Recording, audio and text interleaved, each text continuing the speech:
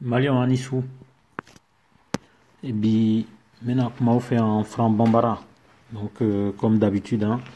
on met franklin ke bamanankana, on met fanreke et français là. Et nga bi comment titrier projet de loi d'entente nationale. Donc maintenant fait sabula un balma chaman de pays kata fin kalan des fois ka gele do ma des fois salia be do la donc fin chaman be pan on attend nga a jalanye nga ninko fait oye donc loi d'entente nationale oye mouye et beba donc Sani Ibrahim Boubacar Keïta ka sigi Mali kuna kɛlɛ de b'an ka jamana kɔnɔ dɔw de wulila an ka jamanaden dɔw de wulila ka marifa ta jamanaden tɔw kama donc u y'u to la u ye mɔgɔ wɛrɛw la n'an ka jamana kɔnɔ minnu t'an ka jamanaden ye terrorisiw ni fɛnw minnu nana u ye mɔgɔw bolo tigɛ ka kojugu sugu o sugu i miiri tɛ kojugu si la k'u ma k'an ka jamana kɔnɔ bon an filɛ don min na i ko bi jamana yɛrɛ tilalen don a bɛ tila yɔrɔ 3-4 bɔ fan fitinin bɛ Bamako ani ka taa fɔ Segu n'i tɛmɛna Segu ka dɔrɔn i bɛ jatigɛ daminɛ bon hali Bamako yɛrɛ ni wagati min y'u diya u bɛ na dɔrɔn u bɛ taa tugu an na bon ni nin ko sugu kɛla Mali ye droit jamana de ye c'est-à-dire que normalement Mali la adamaden ni hakɛ min ka kan o de ka kan ka d'i ma n'i ye baara kɛ i ka kan ka sara n'i ye sariya ɲangi disons n'i ye sariya sɔsɔ sariya ka kan k'i ɲangi a bɛ fɔ de ma état de droit Mali la a bɛ fɔ fɛn min ma rébellion c'est interdit a bɛ fɔ fɛn min ma coup d'état c'est interdit n'i y'a kɛ sariya ka kan k'i ɲangi de bon n ye nin fɛn min fɔ a ye kuma daminɛ mɔgɔ minnu wulila groupe rebelle minnu wulila ka marifa ta fasoden tɔw kama ko fo olu k'u sago kɛ olu y'o kow kɛ ka tila k'u waso n'a ye k'u yala diɲɛ fan bɛɛ fɛ ka a fɔ wa o mɔgɔ kelenw aw hakili b'a la 2014 Mali premier ministre Musa Mara taala Kidal u ye marifa wuli u kama yen u ye mɔgɔ caman faga an ka officiers fagala k'u kantigɛ ka tila k'u yira cogo jugu la o kuma kɔrɔ ye di Sani Ibrahim Boubacar Keïta kana fanga la a nana sɔrɔ nin ko bɛ sen na accord de Ouagadougou de y'a to élection présidentielle kɛla ni Ibrahim Boubacar Keïta gagné la donc ale Ibrahim Boubacar Keïta 70% des Maliens y'ale voter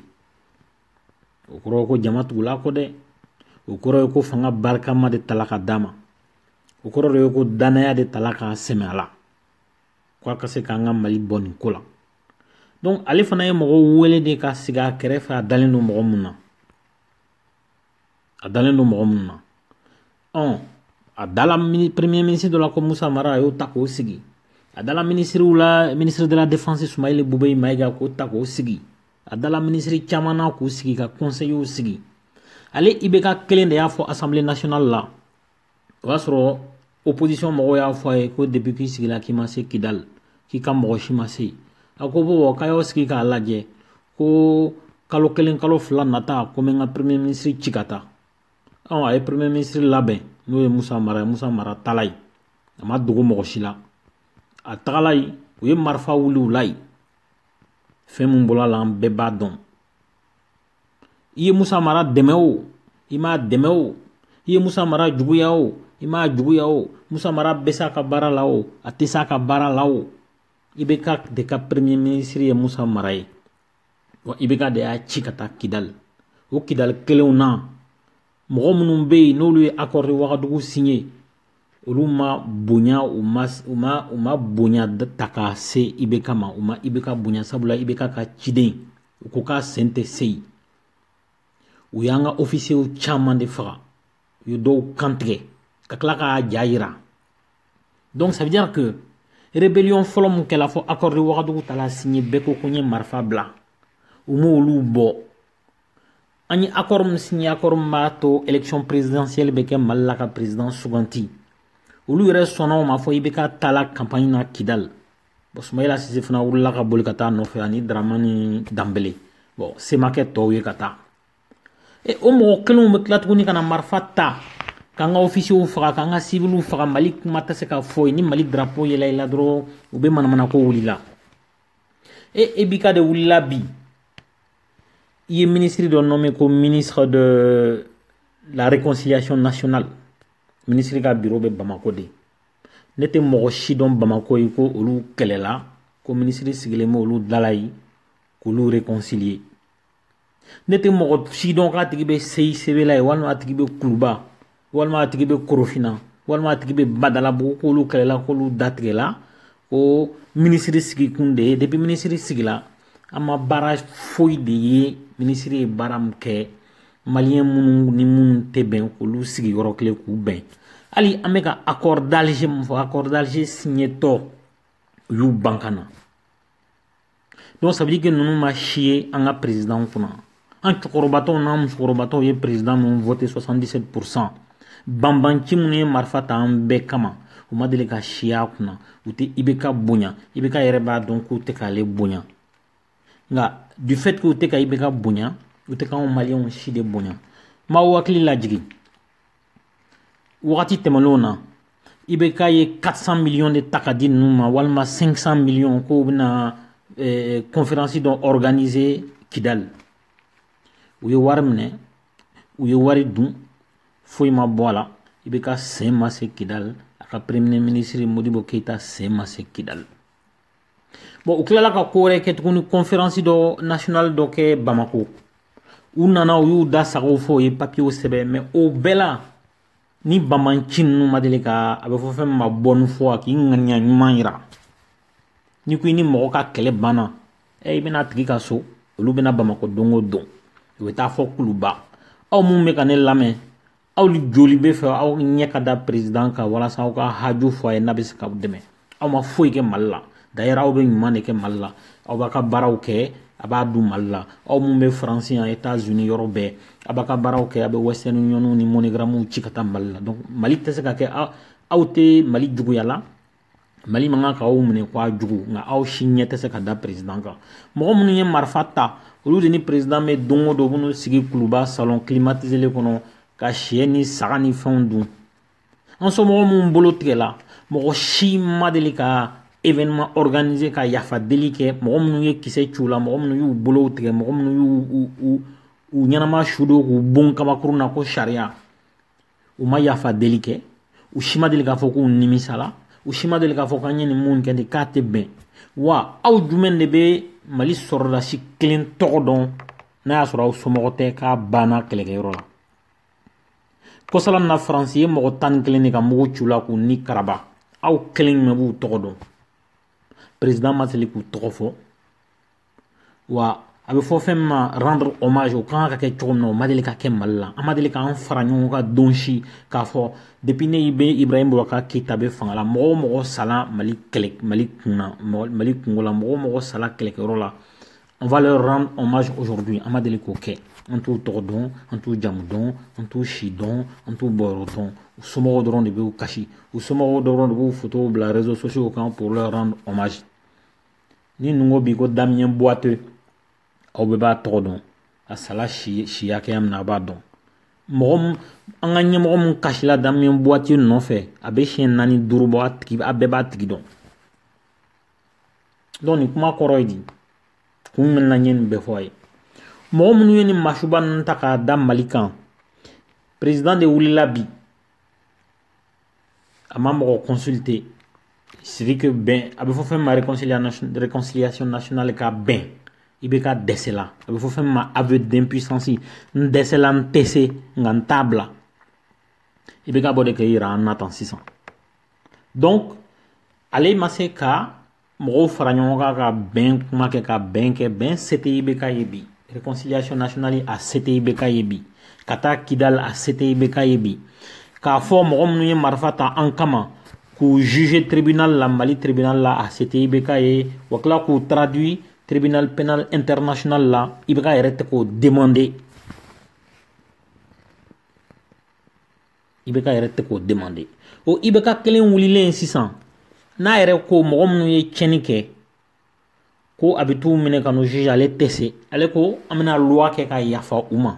ka sariya kisɛ kɛ sariya min b'a fɔ mɔgɔ minnu ye marifa ta maliyɛndenw kama k'u faga k'u kantigɛ k'u bon ko an bɛna yafa u ma i bɛ k'a ka loi kɔnɔ a ka projet de loi kɔnɔ ko mɔgɔ minnu bɛ groupe arméw la ni joli bɔnnen t'u bolo kan o kuma kɔrɔ ye di ceux qui n'ont pas la main tachée de sang c'est-à-dire que mɔgɔ minnu ma mɔgɔ faga mɔgɔ minnu ma mɔgɔ faga mɔgɔ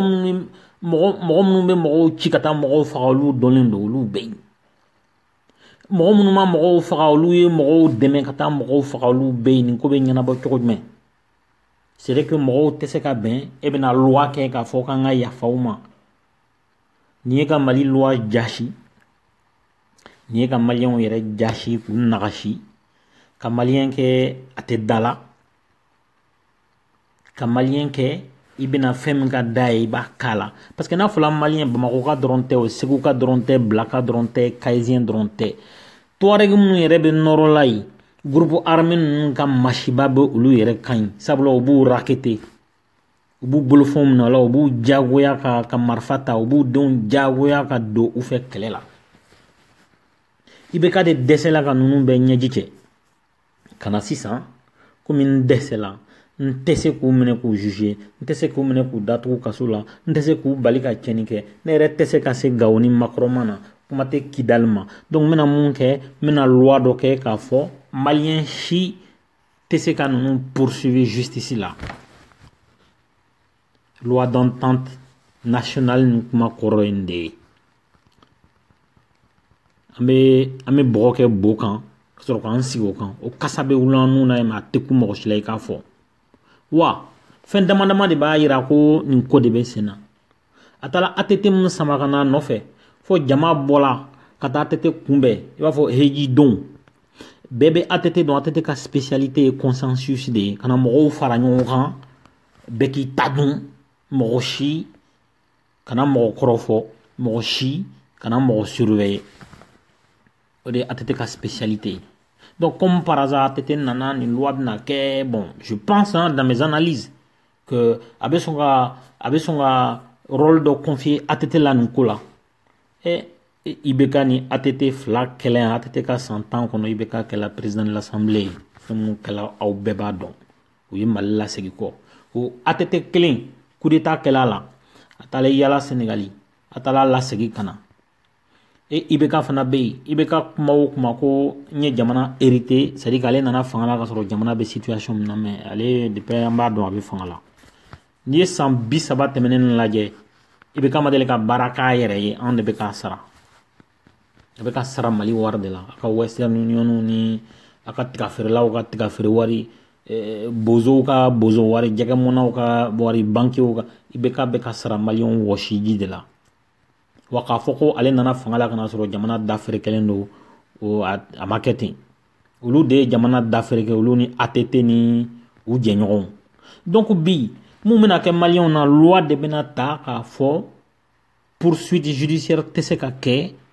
rébellion mɔgɔw kama bon ale ko mɔgɔ minnu ma joli bɔn donc jɔn de bɛna décider sisan mɔgɔ minnu ma joli bɔn est-ce que ale bɛ mɔgɔw dɔn ka bɔ ɲɔgɔn na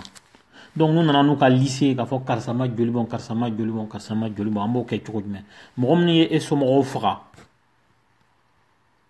mɔgɔ minnu ye somɔgɔw faga mɔgɔ minnu ye balimaw kisɛ cola yɛrɛ b'u yɛlɛn dɔn sini u bɛn'olu kelen jɔ k'a fɔ ko joli t'olu bolo kan donc loi d'entente nationale bɛ appliquer olu kan donc e sigilen bɛ kojugu kɛla e mun na tɛ se ka kuma i bɛ k'a bɛ fɛ ka nin Mali sugu de di an ma ka sɔrɔ ka n'i présenter élection na en 2018 donc a kun ka di n ye n ka nin ko fɛsɛfɛsɛ ka nin ko détailler aw ye an bɛ sɔn ka segin a kan siɲɛ wɛrɛ. Chers francophiles, vous qui ne comprenez pas la langue bamanankan, je vous fais un petit résumé de ce que je viens de dire en français. Donc, il se trame au Mali que le président Ibrahim Boubacar Keïta s'apprête à proposer à l'Assemblée nationale une loi dite loi d'entente nationale. Qu'est-ce qu'il faut comprendre dans cette loi-là? En fait, cette loi est taillée sur mesure pour les groupes rebelles. En gros, tous ceux qui ont participé à la rébellion, qui n'auraient pas de sang sur la main, se verront annuler les poursuites judiciaires qui sont à leur encontre. Et donc, ça pose les limites quand même, hein, du président, les limites exécutives du président de la République, Ibrahim Boubacar Keïta. En fait, quand on analyse bien ce projet de loi là d'entente nationale, en fait, c'est un aveu d'impuissance. En prenant cette décision, le président Ibrahim Boubacar Keïta vient de prouver qu'il a atteint ses limites. Il ne peut ni juger au Mali ceux qui ont initié cette rébellion, ceux qui ont commis des crimes imprescriptibles au Mali. Il ne peut non plus les traduire à la justice pénale internationale parce qu'à un moment donné, il faut se rendre à l'évidence. Le président Ibrahim Boubacar Keïta manque de légitimité internationale, manque de poids international et il n'a aucun soutien.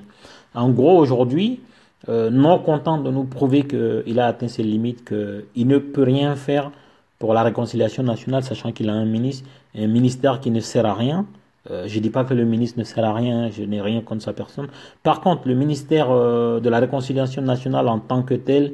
qui est spécialisé dans l'organisation de concerts au CICB, de réunions inutiles et farfelues, à travers cette décision-là de loi d'entente nationale, Ibrahim Boubacar Keïta vient de démontrer aux yeux de la terre entière qu'il a atteint ses limites, il ne peut rien, et par contre, il ne veut pas lâcher. Et donc, il va demander aux députés maliens de voter une loi pour empêcher toute poursuite contre des gens qui font partie de la rébellion, qu'on va certainement désigner. C'est-à-dire que lui-même ne pouvant aller à Kidal, lui-même ne pouvant aller à Gao, il va certainement demander à ses amis de la CMA de lui faire une liste de ceux qu'on estime n'avoir pas du sang sur la main. Et voilà, c'est un peu dommage, c'est un peu 5 ans pour rien. Je rappelle qu'on a élu Ibeka sur le critère de l'homme de poigne. On a élu Ibeka sur le critère de l'homme qui peut taper du poing sur la table. Et là, en fait, on a vu quelqu'un qui aime se faire caresser. On a vu un président qui aime la fête, un président qui aime le bling-bling, un président qui se fait rouler dans la farine. Parce que, pour rappel, hein, à 2 reprises, une fois, c'était pour faire une conférence à Kidal. Ils ont reçu presque un demi-milliard pour organiser cette conférence. Et à la fin, ils ont doublé le président. Il n'a pas pu mettre les pieds là-bas. Et il était tellement en confiance à cette époque-là qu'il avait essayé d'ignorer un peu le général Agamo, qui était le cordon ombilical entre lui et les tribus de Kidal. Et aussi à Bamako, hein, ils ont organisé une espèce de conférence parce que chaque fois qu'il faut venir à Bamako pour manger du méchoui, pour boire de l'eau minérale et goûter au pseudo-luxe de Bamako, les membres des groupes armés, ils sont partants. Par contre, quand il s'agit d'organiser des choses où les autorités supérieures du Mali pourraient mettre les pieds sur le territoire du Nord, et là, en fait, ils prennent l'argent et à la fin, le service n'est pas rendu. Et donc, Ibrahim Boubacar Keïta a démontré à plusieurs reprises que face aux membres de la rébellion, aux membres des rébellions, parce que c'est quelque chose d'hétérogène, c'est pas homogène, on ne sait pas qui est qui aujourd'hui, c'est MNLA, demain c'est CMA, HUA, en fait, c'est une nébuleuse, c'est compliqué à comprendre. Et donc aujourd'hui, on a affaire à la CMA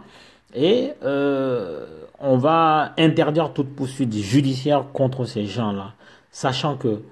ces gens, quand ils ont pris les armes, ils ont tué des gens. Et j'ai rappelé aussi que quand le Premier ministre Moussa Mara avait fait son déplacement sur Kidal, c'était sur recommandation du président de la République. Et tout le monde était au courant. Et d'ailleurs, si vous voyez bien sur les images, au retour de Moussa Mara, il a été accueilli en pleine nuit par un Ibeka qui était tout heureux. Ils lui ont fait une haie d'honneur de l'aéroport jusque chez le président. Et